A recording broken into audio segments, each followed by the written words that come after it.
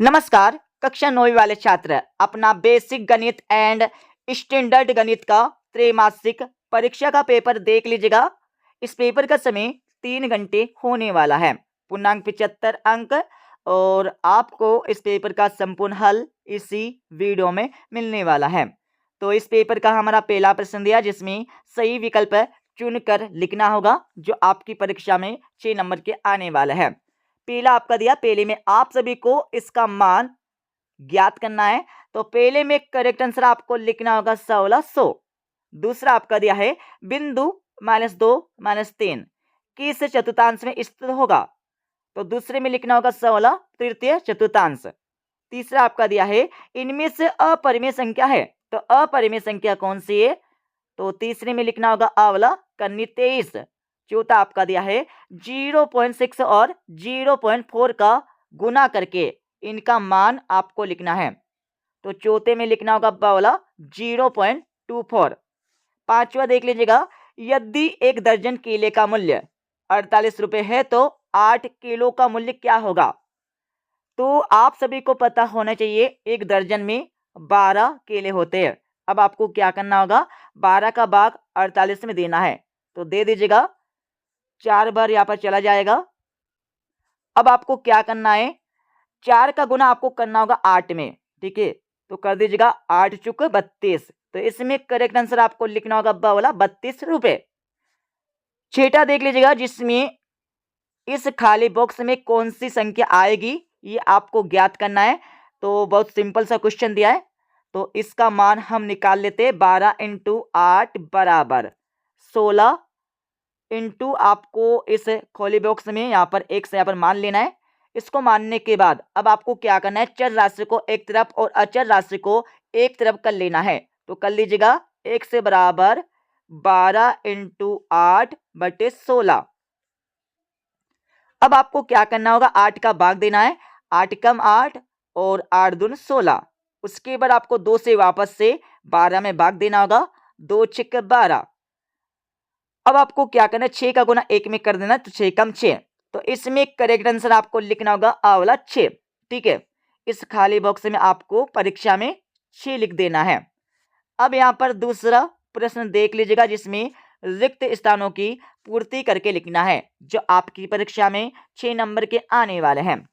तो आपका पहला दिया है बहुपद में चर की घात सदैव होती है। तो पहले में आपको लिखना होगा पूर्ण संख्या। पूर्ण संख्या आपको पहले का उत्तर लगाना है। दूसरा देख लीजिएगा, 2 परिमेय संख्याओं के बीच कितनी परिमेय संख्या होती है। तो दूसरे में आप सभी को लिखना होगा अपरिमित अनेक। ये आपको लिखना होगा दूसरे का उत्तर। तीसरा देख लीजिएगा, तो तीसरे में आपको क्या करना है, इस स्वर समीकरण का मान ज्ञात करना है। तो तीसरे में आप सभी को लिखना होगा a - b। ये आपको तीसरे का उत्तर लगाना है। चौथा देख लीजिएगा, चौथे में आपको x की पावर 4 का गुणांक ज्ञात करना होगा। तो चौथे का आंसर लिख लीजिएगा, इसमें आपको लिखना होगा -5। और पांचवा आपका दिया, पांचवे में आपको जोड़कर एवं घटाकर इसका मान लिखना होगा। तो पांचवे में आप सभी को करेक्ट आंसर लिखना है 2। और इसके साथ ही आपका छठा दिया है एक गन में कितने पलक होते हैं। तो छठे में आपको लिखना होगा एक गन में 6 पलक होते हैं। 6 आपको लिख देना है। अब यहाँ पर हमारा अगला प्रश्न देख लीजिएगा। इस प्रश्न में आप सभी को सही जोड़ी का मिलान करके लिखना है। तो सही जोड़ी का मिलान कर लीजिएगा। 1 की पावर 0, तो इसमें आपको लिखना होगा d वाला 1, इसका मान 1 होता है। दूसरा आपका दिया, दूसरे में आपको लिखना होगा e वाला 2। और आपका तीसरा दिया है 225/5, तो इसमें आपको लिखना होगा b वाला 25। चौथा आपका दिया, चौथे में आपको लिखना होगा f वाला -6। और पांचवा आपका दिया, पांचवे में आपको लिखना होगा 3। और आपका छठा दिया है कन्नी 49, तो इसमें आपको लिखना होगा 7। तो इस प्रकार से सही जोड़ी का मिलान हो जाएगा। अब आप सभी चौथा प्रश्न देख लीजिएगा, जिसमें एक शब्द तो एक वाक्य में इन प्रश्नों के उत्तर लिखना होगा परीक्षा में, जो आपकी परीक्षा में आने वाले 6 नंबर के। तो आपका पहला दिया है एक पद वाले बहुपद को क्या कहा जाता है? तो पहले में लिखना होगा एक पदी बहुपद, ये आपको पहले का उत्तर लिखना है। दूसरा आपका दिया है 6 कन्नी 5 को 2 कन्नी 5 से गुना करके इसका मान लिखिए। तो दूसरे में आपको लिखना होगा 60। जब आप इनका गुना करेंगे तो इनका मान 60 आ जाएगा। तीसरा देख लीजिएगा 99 की पावर 3 का मान क्या होगा? तो तीसरे में आपको लिखना होगा 97,0299। ये आपको यहाँ पर तीसरे का उत्तर लगाना है।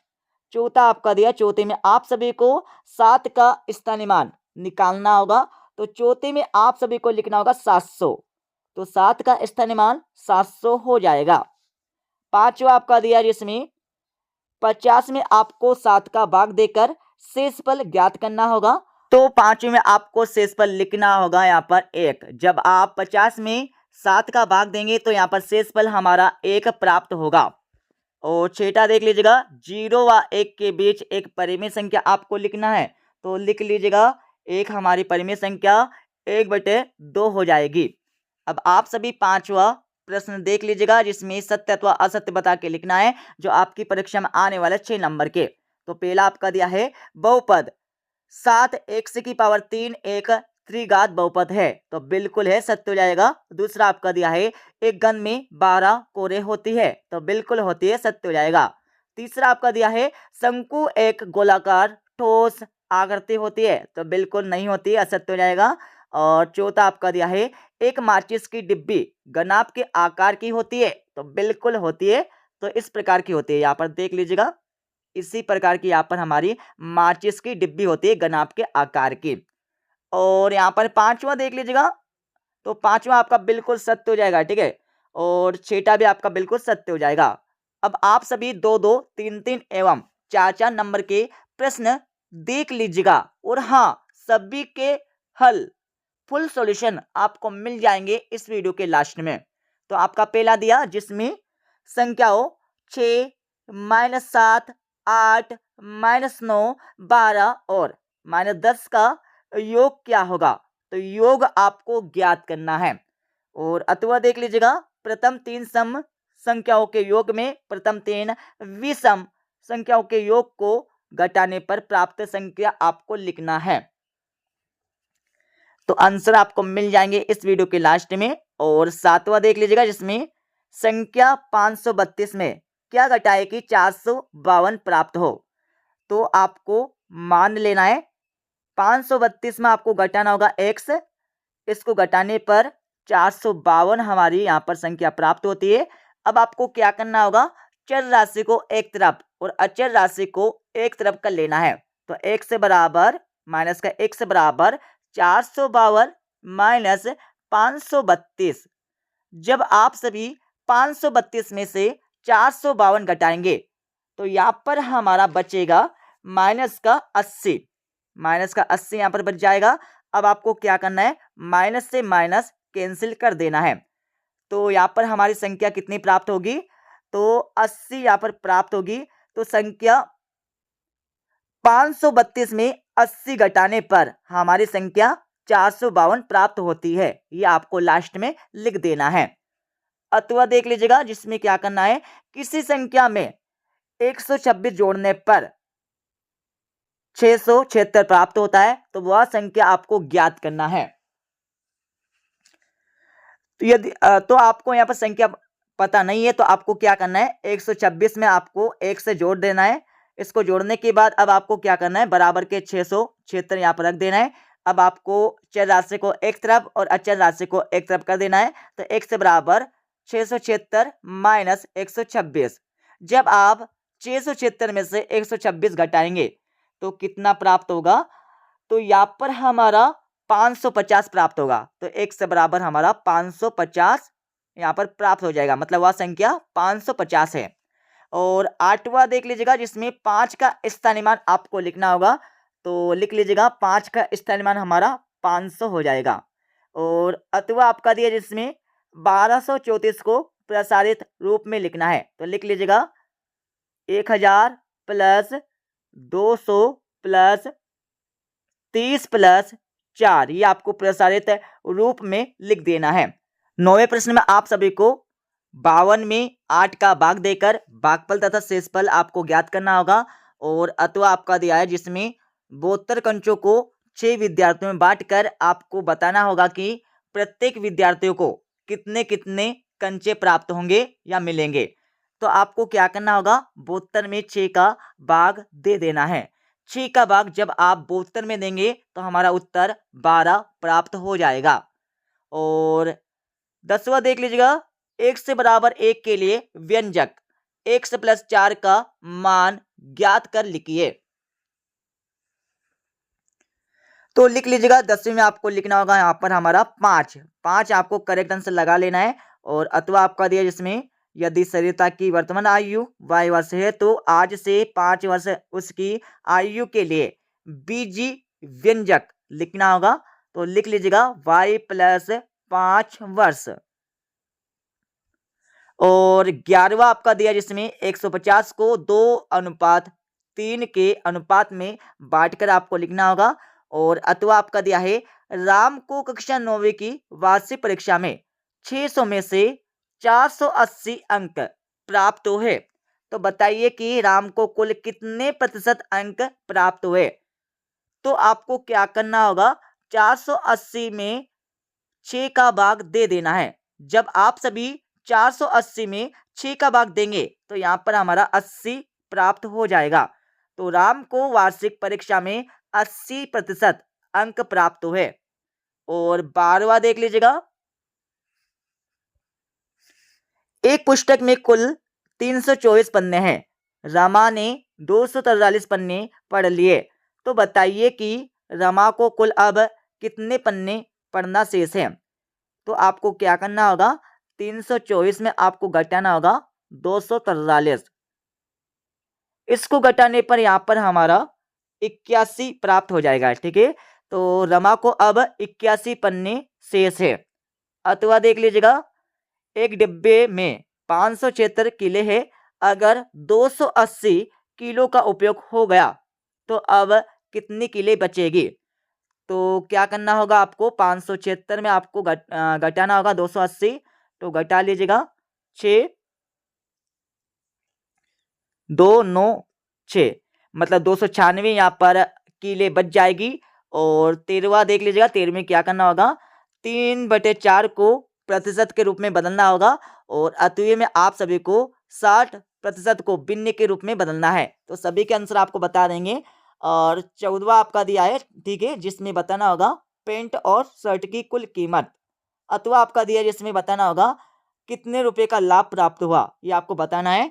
और 15वें प्रश्न में आप सभी को इसको हल करके लिखना होगा। और अतवी वाले प्रश्न में आप सभी को इन बिंदुओं को अवरोही क्रम में जमा के लिखना होगा।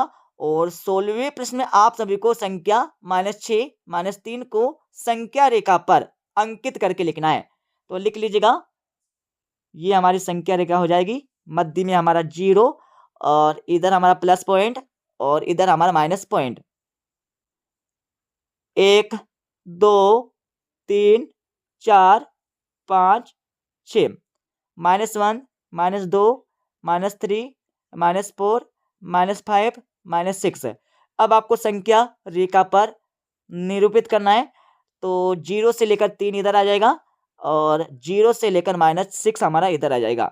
इस प्रकार से आपको संख्या रेखा पर निरूपित करना है। और अतवी में आप सभी को इन संख्याओं को आरोही क्रम में लिखना होगा। और 17वें प्रश्न आप सभी को कोई 4 वृत्ताकार वस्तुओं के नाम आपको लिखने होंगे। ठीक है, और अथवा प्रश्न आपका दिया है। सभी के आंसर आपको मिल जाएंगे इस वीडियो के लास्ट में। अब आप सभी यहाँ पर 18वां प्रश्न देख लीजिएगा, जिसमें चांदी की सहायता से 30 डिग्री तथा 90 डिग्री कोणों की रचना करके लिखना होगा। और अथवा आपका दिया है। 19वां देख लीजिएगा, यदि एक पंक्ति में 5 पेड़ है तो बताइए कि 120 पंक्तियों में कितने पेड़ होंगे। तो आपको क्या करना होगा, 120 में आपको गुना करना है 5 का। जब आप 120 में 5 का गुना करेंगे तो यहाँ पर 600 प्राप्त होगा। तो 120 पंक्तियों में 600 पेड़ है, ये आपको लिखना है। और अथवा देख लीजिएगा, जिसमें 409 को गुना करना होगा 30 में, ठीक है। इनका गुना करके आपको मान लिखना है।